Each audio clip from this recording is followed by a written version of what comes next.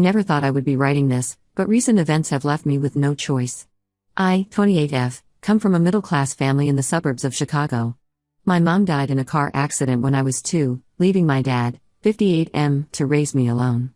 The accident happened on a rainy night when a drunk driver hit her car head-on. Dad never really talked about it much, but I know it broke him. Despite his grief, he worked hard as a real estate agent to give me a good life. Growing up, it was just Dad and me. He would take me to soccer practice, help with homework, and even learn to braid my hair by watching YouTube videos. We weren't rich, but Dad made sure I never felt like I was missing out.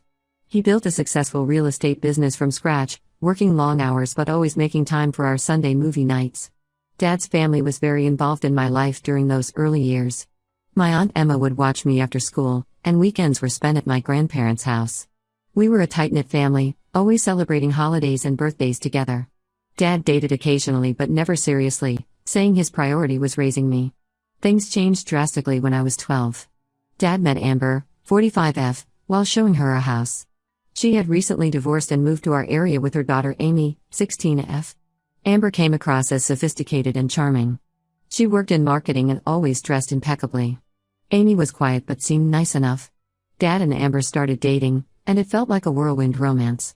Within 6 months, they were married in a small ceremony. I was happy for Dad at first. He seemed to smile more, and Amber appeared to make him happy. She would cook elaborate meals and organize family outings. I even started to think maybe having a stepmom wouldn't be so bad. The problems started subtly. Amber convinced Dad we needed to move to a more upscale neighborhood to help his business image. She found a huge house in the most expensive part of town, saying it would be perfect for entertaining clients. Dad was hesitant because of the massive mortgage, but Amber insisted it was a good investment. After we moved, everything changed. Dad had to work longer hours to afford the mortgage payments. Amber redecorated the entire house, spending thousands on new furniture and artwork. When Dad expressed concern about the expenses, she would guilt him by saying he didn't want her to feel at home. Amber began commenting on how much attention Dad gave me. She would say things like she's not a baby anymore or you're babying her too much. If Dad and I watched a movie together, she would complain we were excluding her and Amy. She started planning weekend trips that coincidentally fell on my soccer game days, so Dad had to miss them. The isolation from family happened gradually. First, Amber would say she had already made other plans when Dad's siblings wanted to visit. Then she started complaining about how overwhelming family gatherings were. She convinced Dad to spend holidays at expensive resorts instead of with family, claiming we needed to create our own traditions. I watched helplessly as Dad's relationship with his family deteriorated. Aunt Emma would call, but Amber would say Dad was too busy to talk. Family dinner invitations were declined because Amber always had some excuse. Eventually, the invitations stopped coming. When I turned 18, I moved away for college to study psychology. Dad helped with tuition despite Amber's vocal protests. She argued that since Amy would need college money too, I should take loans. She would make snide comments about my expensive education and how psychology wasn't a real career. During college, my visits home became less frequent. Amber would make me feel unwelcome in subtle ways. She would forget to set a place for me at dinner or make comments about how messy my old room was. If Dad bought me anything, she would mention how he never spent that much on Amy. Last year, everything fell apart when Dad was diagnosed with stage 4 pancreatic cancer. I immediately took a leave from my job and moved back home to help care for him. Amber seemed annoyed by my presence, constantly telling Dad that she could handle everything. She would try to schedule his doctor appointments when I was out and forget to tell me about them. I noticed Amber spent a lot of time on her phone, often leaving the room to take calls. She claimed they were work-related, but something felt off. She would get defensive if Dad asked about the calls and started password protecting her phone. One evening, when Amber was at a work dinner, Dad confided in me. He was worried about Amber's behavior and suspected she was having an affair. He had seen suspicious texts on her phone when she left it unlocked. He also revealed that Amber had been pressuring him to change his will, wanting a larger share for herself and Amy. She argued that since they had been married for 16 years, she deserved most of the estate. Dad passed away 3 months ago. The will reading was yesterday, and Amber's true colors came out. Dad had left 70% of his estate to me, including the house and his business shares. He left 20% to his siblings and only 10% to Amber and Amy. Amber exploded, screaming that the will was invalid and that Dad wasn't in his right mind. What Amber doesn't know is that Dad had recorded videos before his death, explaining his decisions. He expressed concern about Amber's behavior and said he wanted to protect me and his family's inheritance. He had suspected something was wrong but was too weak to investigate. Now Amber and Amy refuse to leave the house. They've changed the locks on some doors and claim it's their home too. Amber's been calling Dad's siblings, telling them I manipulated Dad during his illness to steal their inheritance. Some relatives are believing her, especially since she's been part of the family for so long. Amber's also been contacting Dad's business associates, spreading rumors that I forced him to change the will. Some clients have pulled their listings, affecting the business. I've had to hire a lawyer to handle this mess. I know I'm right to stand my ground, but seeing Amber twist everything makes me angry. My Aunt Emma thinks I should give Amber a larger share to keep the peace, but that would mean betraying Dad's final wishes. I need advice on how to handle this situation without letting Amber manipulate everyone further. Update 1: These past 2 weeks have been absolute chaos, but what happened yesterday changed everything. I need to share how this whole situation exploded in ways no one could have predicted. After my last post, Amber escalated things by filing a lawsuit challenging Dad's will. Her lawyer sent aggressive letters claiming Dad wasn't mentally competent when he made the will. She even got some of Dad's old business partners to sign affidavits saying they noticed him acting confused in his final months. My lawyer assured me these claims were weak, but dealing with the legal pressure was stressful. Amber continued living in the house, taking over the master bedroom and moving my dad's things to the garage without my permission. She told neighbors I was trying to make her and Amy homeless, painting herself as a grieving widow being persecuted by her cruel stepdaughter. Some neighbors started giving me dirty looks and one even left a nasty note on my car. But everything changed when I received an unexpected call from my lawyer last Thursday. A man named Michael Bennett had contacted his office with information about Amber. What he revealed left everyone stunned. Amber was legally married to him in Nevada while she was married to my dad. Michael discovered Amber's double life when he found papers about my dad's estate in their shared home office. He had no idea Amber was married to my dad and was shocked to learn about her deception. According to Michael, Amber had been living a completely separate life with him and their 15-year-old son Tommy for the past 12 years. Amber would tell Dad she was visiting her sick mother in Nevada every few weeks. In reality, she was going to her other home with Michael and Tommy. She had maintained this deception for over a decade, carefully scheduling her time between both families. She even had separate phones and email accounts to keep her lives separate. When my lawyer met with Michael, he brought years of evidence, marriage certificate, joint tax returns, family photos, everything. The most shocking part was learning that Amber had met Michael just months after marrying my dad. She had planned and executed this deception from almost the beginning of her marriage to my dad. The revelations kept coming. Michael shared security camera footage from their Nevada home showing Amber there during times she told my dad she was on business trips. There were birthday party videos, holiday celebrations, and family vacations, all while she was supposedly working or caring for her sick mother. Amy was devastated when she learned the truth. She showed up at my apartment yesterday, crying and telling me everything. Amber had manipulated her throughout my dad's illness, promising her a large inheritance if she supported the challenge to the will. Amber had convinced Amy that Dad was playing favorites by leaving me more money, using Amy's insecurities about being a stepdaughter to turn her against me. Amy revealed that Amber had coached her on what to say to the lawyer and family members. She was supposed to claim she heard Dad and me having arguments about the will, even though those conversations never happened. Amber had even written a script for Amy to follow when talking to Dad's siblings. Speaking of Dad's siblings, they're mortified. Aunt Emma called me sobbing, apologizing for doubting me. She shared stories of how Amber had systematically driven wedges between Dad and his family over the years. Amber would tell Dad that his siblings were jealous of his success, while telling the siblings that Dad was too busy for them.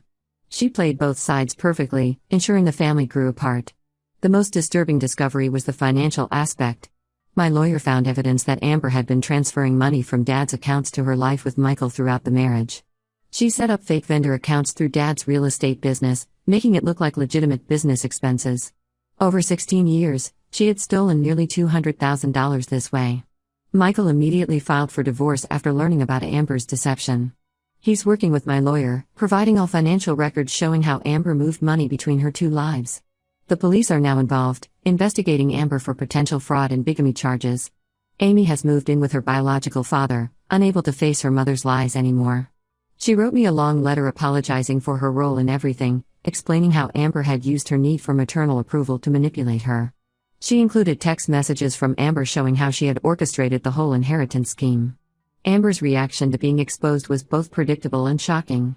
She tried to claim Michael was lying, then switched to saying she had divorced him years ago but lost the paperwork. When that didn't work, she tried to blame my dad, claiming he knew about Michael and had agreed to an arrangement. Nobody's buying her stories anymore. The lawsuit challenging Dad's will has been withdrawn by Amber's lawyer, who quit representing her after learning about the bigamy. She's now trying to find new lawyers, but none want to touch her case. She's still in the house but hasn't been seen outside in days. My lawyer is working on having her removed legally. I'm still processing everything. Finding out that the woman who spent 16 years as my stepmom was living a complete double life is overwhelming. Dad never knew the truth about who he was really married to, and that breaks my heart. But at least now everyone knows what kind of person Amber really is. My lawyer says this revelation changes everything legally. Not only will Amber's challenge to the will fail, but she'll likely face criminal charges. He's already working on getting her portion of the inheritance revoked since her marriage to Dad wasn't legally valid. I'll update again when there are more developments. Right now, I'm focusing on working with my lawyer to get Amber out of the house and helping Amy deal with this nightmare. The police want to interview me next week about the financial fraud, so that should bring more information to light. Update 2: What happened in the last few weeks has made Amber's double marriage seem almost tame in comparison. My lawyer's investigation into Amber's past uncovered a pattern of behavior that shocked everyone, including her husband Michael. After the bigamy discovery, my lawyer hired a private investigator to look into Amber's background. What they found was disturbing. Amber had done this before, not once but twice. She had targeted wealthy men, married them, and tried to gain control of their assets while maintaining relationships with other men. The Pie found her first victim, Robert Carson, in Florida. She married him in 2001 when she was just starting her con career. She followed the same pattern, isolated him from family, pushed for expensive purchases, and tried to change his will. She even used the sick mother excuse back then to cover her absences. Robert's sister reached out to me, saying Amber had nearly destroyed their family before disappearing in 2004 with a large portion of Robert's savings. The second victim was James Wilson from Texas.